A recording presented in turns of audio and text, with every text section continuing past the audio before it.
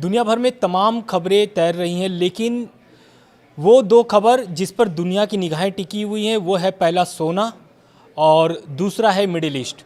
तो आज हम लोग मिडिल ईस्ट पर बात करेंगे। मिडिल ईस्ट में क्या घटनाक्रम हो रही हैं, आयतुल्ला अली खामनेई का क्या धमकी आया है, क्या पलटवार आया है, ट्रंप क्या कह रहे हैं, क्योंकि ट्रंप की जो शिप पहुंचे हुए हैं वॉरशिप वो अभी कहां पर मौजूद हैं, या फिर उनकी क्या कार्रवाई होगी आगे चल करके, क्या वापस हो जाएंगे या फिर ईरान की ओर बढ़ करके ईरान पर हमला करेंगे, और क्या आयतुल्ला अली खामनेई के बयान का क्या मायने निकल रहा है, क्योंकि जिस तरीके से उन्होंने बयान दिया आयतुल्ला अली खामनेई ने ट्रंप को सीधे सीधे चेता दिया है कि अगर ईरान पर अगर हमला होता है तो ईरान भी उसका जवाब देगा और ये जवाब रीजनल वॉर में तब्दील हो जाएगी। तो इन्हीं सभी मामलों को लेकर के हमारे साथ अंतर्राष्ट्रीय मामलों के जानकार शरद कोहली जी जुड़े हुए हैं। तो पूरा मामला तो यही है, इजराइल यही चाहता है कि ईरान के पास परमाणु बम न हो। तो ये जो न्यूक्लियर वार्ता फिर से शुरू करना चाह रहे हैं ट्रंप, तो ये ट्रंप जो है कि पहले जून में तो 12 दिन की युद्ध होते हैं, आपको भी पता है कि अमेरिका हमला करता है, 12 दिन युद्ध चलते हैं, उसके बाद शांत हो जाता है मामला सब कुछ। उसके पहले जून के पहले ओमान मध्यस्थता कर रहा था और ईरान अमेरिका की परमाणु वार्ता हो रही थी जो कि असफल रही। उसी वार्ता को फिर से ये शुरू करना चाह रहे हैं ट्रंप, और ये चाह रहे हैं कि इस बार की जो मध्यस्थता करे, तो खबरें ऐसे निकल के सामने आ रही है कि इसकी जो मध्यस्थता है वो तुर्की, मिस्र और कतर ये निभाना चाह रहे हैं। क्यों? क्योंकि ये सारे जो देश हैं ये नहीं चाहते हैं कि युद्ध हो और मध्यस्थता करने के लिए तैयार हैं। लेकिन जिस तरीके से खामनेई साहब का बयान आया है और ट्रंप का थोड़ा नरमी अभी बरते हैं बयान में, क्योंकि इससे पहले वो बोल रहे थे कि वॉरशिप पहुंच गया है, हम नहीं चाहते हैं कि वो हमला करे, लेकिन उसके बाद अब उनका बयान जो निकल के आ रहा है, ये निकल के आ रहा है कि ईरान से मेरी बातचीत शुरू हो गई है, जल्द ही उनको मतलब ऐसा महसूस हो रहा है कि जल्द ही मामला जो है कि रफा दफा हो जाएगा। लेकिन इन सभी बात को साइड रख करके मैं एक और जानना चाहता हूं आपसे कि ईरान के जो न्यूक्लियर प्रोग्राम है, क्या वो इसे जारी रखेगा या फिर परमाणु वार्ता में तो यही है, JCPOA के तहत उन्होंने 2015 में जब JCPOA तहत आए थे तो इसमें यही था कि भाई परमाणु कार्यक्रम वो चला सकते हैं लेकिन परमाणु बम नहीं बना सकते हैं। लेकिन ट्रंप इस बार की वार्ता में चाह रहे हैं कि ना तो वो परमाणु कार्यक्रम जारी रखें, ना ही मिसाइल बनाएं। साथ ही सबसे बड़ा मुद्दा कि उनकी जो प्रॉक्सी है मिडिल ईस्ट में, चाहे वो यमन हो, चाहे वो आपका फिलिस्तीन हो, चाहे उसके अलावा हूती हो, हिजबुल्लाह हो, हमास हो, बिल्कुल इन सभी जगह पे उनके प्रॉक्सी हैं। तो इन प्रॉक्सियों से जो ताकत मिलती है ईरान को, उनको भी अब समर्थन देने से मना कर रहे हैं। इन वार्ता में ये चीज़ चाह रहे हैं। तो क्या ये जो वार्ता है सफल होगी या फिर जो बातचीत है यहीं पर समाप्त हो जाएगी और हमला होगा? मुझे ये वार्ता कहीं सफल होती नहीं दिख रही है। खामेनेई साहब जब तक हैं वो अपने न्यूक्लियर प्रोग्राम से वापस नहीं होंगे, क्योंकि उनको लग रहा है कि अगर हमने न्यूक्लियर प्रोग्राम से वापस हो गए तो ये हमें दबा के अपना यहाँ पर प्रॉक्सी रख देंगे और ईरान पे अप्रत्यक्ष रूप से राज करना शुरू कर देंगे, जो इन्होंने इराक में किया। आप जानते हैं इराक का आजकल कहीं जिक्र भी नहीं आता, इतना बड़ा देश है वो, और सद्दाम हुसैन साहब के समय में बड़ा रुतबा होता था। आज आप इराक का सुनते हैं, आपको शायद लोग भूल ही गए इराक को। इनको ये लग रहा है कि ईरान का भी यही हाल करेंगे, इसलिए खामेनेई साहब बिल्कुल भी मानने वाले नहीं हैं।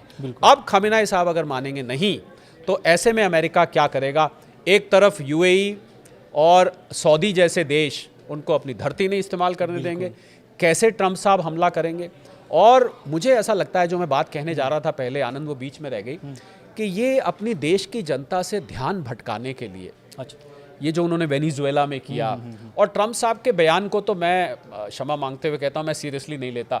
अभी कल कह रहे थे कि भारत ने वेनेजुएला से अब ऑयल लेना शुरू कर देगा, भारत सरकार ने उसको मना कर दिया। हमने तो ऐसा कुछ नहीं कहा। उन्होंने करीब नहीं तो 30-40 बार ये बोल दिया कि मैंने भारत पाकिस्तान का हमला रुकवाया, भारत सरकार ने उसको नकार दिया, उसको रेटिफाई नहीं किया। तो ट्रंप साहब, मुझे ऐसा लगता है कई बार मन से भी बात बना के कि मैं मनवा लूंगा, मैं बोल देता हूं, फिर उनसे कह दूंगा हाँ मैंने बोला था, इस टाइप की वो बात करते हैं। तो मैं ट्रंप साहब के बयान को, मैंने बताया ना आपको, ट्रंप मूड इंडेक्स मैंने एक बनाई हुई है ऑफिस में, उनका मूड सुबह दोपहर शाम अगले दिन बिल्कुल बदलता रहता है, ऐसे ऐसे ऊपर नीचे जाता है। मैं बिल्कुल उसको सीरियसली ले लेता हूँ, पर इस बात को सीरियसली मैं ज़रूर लेता हूँ कि वो इस वक्त फंस गए हैं। उनको समझ नहीं आ रहा कि हमला करा जाए तो कैसे किया जाए, और अगर नहीं करा जाए तो अपने देश में जो मैं ध्यान भटकाना चाह रहा था उसको मैं किस मुँह से जवाब दूंगा। और उनको ये भी नहीं पता है, आनंद, जो मुझे जो पता लगा है कि कितने लोग अमेरिका में इस हमले का समर्थन कर रहे हैं।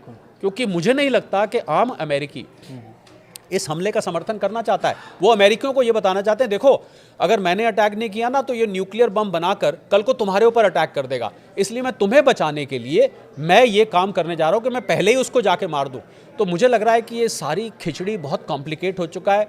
और एक अंग्रेजी में टर्म होता है आनंद, उसको कहते हैं पॉइंट ऑफ नो रिटर्न।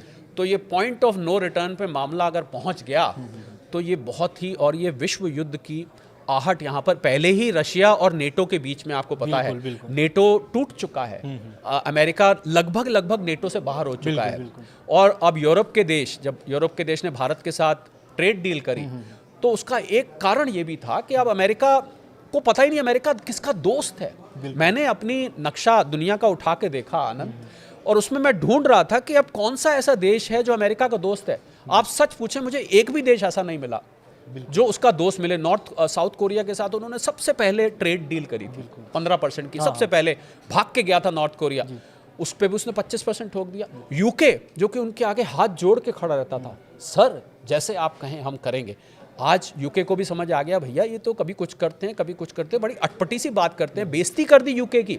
एक मॉरिशस के पास यूके का राज था, वहाँ पर आपको पता ही है अंग्रेज़ों का सूरज नहीं ढलता था कहते हैं। डिएगो गार्शिया करके एक आइलैंड है, बिल्कुल बिल्कुल, वो आइलैंड को यूके अब धीरे धीरे अपना ये राज्य खत्म कर रहा है, कॉलोनियल एरा। अब कहाँ रह गई ये राजा महाराजों के, तो उसने वापस मॉरिशस को वो हैंड ओवर करी। ट्रम्प साहब ने कह दिया दे आर बीइंग स्टूपिड, बिल्कुल कि इसको क्या जरूरत थी वापस करने की। तो इस प्रकार के वो बयान देते हैं, तो दोस्ती किससे रखेंगे, कोई दोस्त नहीं रहा है आनंद। बिल्कुल। दूसरी बात ये है कि ट्रम्प के बाद हम अगर बात करना चाहेंगे तो यूरोपीय संघ की, क्योंकि यूरोपीय संघ जो है कि ईरान पर तो लगातार नकेल कस रहे हैं। अब क्या हुआ है कि जो आयतुल्लाह अली खामनेई के नेतृत्व में IRGC, उसको यूरोपीय संघ ने आतंकी घोषित कर दिया। इसके बाद आयतुल्लाह अली खामनेई का बयान आता है, वो भी इसका पलटवार करते हुए कहते हैं कि यूरोपीय संघ के जितने भी फोर्सेस हैं वो भी आतंकी संगठन हैं, ऐसा वो कहते हैं। तो इस पर आप क्या कहना चाहते हैं कि क्या ट्रम्प के बाद यूरोपीय संघ भी इस तरीके के दबाव बना रहे हैं? क्या ईरान पर हमला जब होगा, अमेरिका इजराइल तो साथ में रहेगा ही, क्या यूरोपीय संघ भी आकर के हमला करेगा ईरान पर? देखिए, इजराइल अमेरिका का इस समय प्रॉक्सी है, आप जानते हैं। अगर अमेरिका ने हमला किया, मुझे लग रहा है पहला हमला वो इजराइल से करवाएगा कि पहले आप जाके हमला करो। अब सिचुएशन यहाँ से बहुत कॉम्प्लिकेट हो गई है। एक तरफ अमेरिका और यूरोपीय संघ के अब रिश्ते वैसे नहीं है जैसे पहले थे, दूसरी तरफ से IRGC को यूरोपियन संघ ने आतंकवादी घोषित कर दिया है। तो ऐसे में अगर अमेरिका हमला करता है या इजराइल हमला करता है, मुझे नहीं लगता इस समय आनंद कि यूरोप उसका साथ देगा। एक रिमार्क देना, कमेंट करना अलग बात है, पर फिजिकली उस युद्ध में पार्टिसिपेट करना अलग बात है। मुझे बिल्कुल नहीं लगता है ऐसा, क्योंकि इसका वजह है क्योंकि ईरान से यूरोप बहुत नज़दीक है।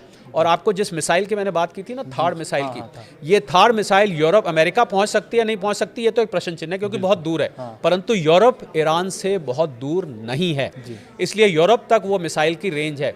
मुझे बिल्कुल नहीं लगता, भले ही यूरोप ने IRGC को आतंकवादी कह दिया, मुझे नहीं लगता कि यूरोपीय संघ इसमें अमेरिका का साथ देगा। इनके रिश्ते अब खटाई में पड़ चुके हैं। यूरोप को समझ आ गया कि भैया ये हमारा साथ देने वाले नहीं है, ये तो हमारे पीछे आके छुरा भोंकने वाले। ग्रीनलैंड को लेके मामला आपको पता ही है क्या हुआ है, वो सारा वाकया हम दोबारा नहीं दोहराते। तो मुझे ऐसा नहीं लगता है कि यूरोप साथ देगा। बिल्कुल। दूसरा क्वेश्चन और है, ये भारत से जुड़ा हुआ अहम है, क्योंकि भारत जो है कि 2026 और 27 का बजट पेश हुआ है। केंद्रीय बजट में ईरान की जो चाबहार पोर्ट है उसके लिए कोई भी ऐसा नया फंड जारी नहीं किया गया है। तो इसको लेकर के राजनीतिक मतलब अंतर्राष्ट्रीय जो अभी चल रहे हैं मामले, उसको लेकर के ये शायद रुक गया है क्या, क्योंकि ट्रंप और खामनेई साहब में जिस तरीके से तकरार चल रहा है, तो क्या ये लगता है कि इसके कारण से, या फिर उस पर अब नया जो फंड है वो जारी नहीं करना चाहता है, क्या यहीं पर सीमित रह जाएगा? देखिए, अंग्रेजी में एक शब्द होता है, उसको कहते हैं क्रॉस फायर। क्रॉस फायर का मतलब होता है कि दो व्यक्ति लड़ रहे हैं, अब जो बीच में छुड़ाने आया उसको भी एक थप्पड़ लग गया, उसको भी एक घूंसा लग गया। तो अमेरिका और ईरान के बीच में जो तकरार चल रहा है, भारत नहीं चाहता कि उस क्रॉस फायर में आए। हम एक निष्पक्ष रहने वाले देश हैं, हम गुट निरपेक्ष पहले कहा जाता था, नॉन अलाइंड है। हमारे लिए ईरान भी उतना प्रिय है जितना अमेरिका प्रिय है। 19-20 फर्क हो सकता है। अगर प्रिय नहीं होता भारत ईरान के, तो भारत क्यों वहाँ जाके चाबहार पोर्ट में वहाँ जाके निवेश करता? आप किसी ऐसे देश में निवेश करेंगे जिससे आपकी दुश्मनी हो। तो भारत के ईरान से रिश्ते खराब नहीं हैं, पहली बात तो ये जानने वाली है। तो अब अमेरिका और अमेरिका से तो खराब है ही नहीं, ये तो ट्रम्प साहब ने अपने जो टेंट्रम्स करे उसकी वजह से सारी ये बात हुई है। अमेरिका से नहीं, ट्रम्प साहब के बयानों की वजह से, ट्रम्प साहब की पॉलिसीज की वजह से जो खटास आई है। अमेरिका हमारा तो नेचुरल अलाई है, तो भारत उस क्रॉस फायर में नहीं आना चाहता, पहली बात। दूसरी बात, अब जब क्रॉस फायर में नहीं आना चाहता तो आप अगर और पैसा लगाते हैं तो ये अमेरिका को एक संदेश भेजता है कि आप ईरान के साथ खड़े हुए हैं। भारत ये संदेश नहीं भेजना चाहता, पहली बात। दूसरी बात इसमें यह है कि चाबहार में जो भारत ने पैसा लगाया था बहुत वर्ष पहले, तो ये किस लिए लगाया था कि ये हमारे लिए एक पोर्ट था, तो हमारा इससे रास्ता शॉर्ट हो जाता था। जो हम यहाँ से शिपमेंट भेजते थे ये आपको इकोनॉमिकली, लॉजिस्टिकली आपको फ़ायदा पहुँचाता था। मेरे पास जो कैलकुलेशंस है वो कहती है, मैं यहाँ पर कैलकुलेशंस पूरी खोलना नहीं चाहूँगा क्योंकि ये कुछ कॉन्फिडेंशियल भी होती है, कि भारत उस इन्वेस्टमेंट को वसूल कर चुका है। अच्छा, यानी भारत ने जो पैसा लगाया था वो पैसा हम उसका इनडायरेक्टली मॉनेटरी रूप में फ़ायदा उठा चुके हैं। पर इसका ये मतलब नहीं फ़ायदा उठा चुके हैं तो भाई आप आप कहीं निवेश करते हैं तो आप चाहते हैं ना ज़्यादा से ज़्यादा रिटर्न आए और लंबे वक्त तक आते रहे। पर अब क्योंकि ये सिचुएशन, दूसरा अमेरिका और भारत की, इसके पीछे एक और कहानी है। अमेरिका और भारत की ट्रेड डील, बार बार बयान आते हैं, 6-7 बार राउंड्स हो चुके हैं, हालांकि मुझे अब इस बयान पे यकीन कम होता है। पर भारतीय कॉमर्स मिनिस्टर पीयूष गोयल जी ने कहा कि अब भारत और अमेरिका के बीच कोई स्टिकी पॉइंट नहीं बचा है। यानी कि अब ट्रम्प साहब के हाथ में है, जब वो ओके करें तो ये डील ओके हो जाएगी। बिल्कुल, बिल्कुल। अब जब सब खाना पक चुका है, अब सिर्फ खाना बाकी है, क्योंकि खाएंगे कब ये तो पता नहीं, खाना बन चुका है। तो ऐसे में भारत नहीं चाहता कि ईरान को सपोर्ट करके, चाबहार पोर्ट को सपोर्ट करके वो 25% और टैरिफ भारत के ऊपर लगा दे और सारा पका पकाए खाने के ऊपर गुड़ गोबर हो जाए। जी जी, ये भी एक वजह है, क्योंकि जब तक डील फाइनल नहीं होती, इसलिए भारत ने डिसाइड किया कि अब चाबहार पोर्ट पर हम कोई और फैसला नहीं करेंगे। परंतु मैं ये कहूँगा आनंद कि ये कोई, इसको आप परमानेंट स्टैंड ना मान दें। अंतर्राष्ट्रीय जियोपॉलिटिक्स में, जैसे यहाँ पर कहते हैं ना, राजनीति में कोई परमानेंट दोस्त नहीं होता, कोई परमानेंट दुश्मन नहीं होता। यही नियम अंतर्राष्ट्रीय जियोपॉलिटिक्स पर भी लगता है, कोई परमानेंट दोस्त नहीं। तो एक मैं इसको कहूँगा कि अभी मामला होल्ड पर है, फिलहाल कोई निवेश भारत नहीं कर रहा, वहाँ से पैसा, हमारा नुकसान नहीं हुआ है, जो हमने पैसा लगाया था वो हम वसूल चुके हैं।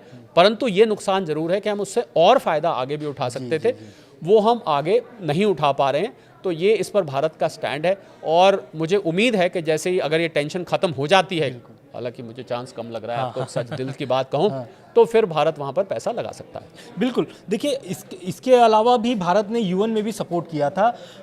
अब देख रहे होंगे जब ईरान में प्रदर्शन चल रहे थे, लगभग ईरान में ऐसा पुष्टि हुई नहीं है ईरान की तरफ से, लेकिन 6000 से अधिक लोगों की वहाँ पे मौत हो चुकी है।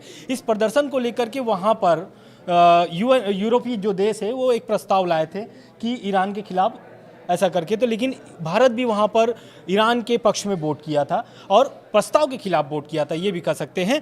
तो ये सब मामले को लेकर के अब देखना ये होगा कि मिडिल ईस्ट में जिस तरीके से तनाव बने हैं, जैसा शरद जी ने बताया कि जो चाबहार पोर्ट हो या फिर खामनेई साहब का बयान हो, ट्रम्प का बयान हो, आप सुने होंगे। तो ये जो जितने भी मामले चल रहे हैं, आने वाले समय में जैसे भी अपडेट आते रहेंगे, लगातार हम लोग आपको पहुँचाते रहेंगे।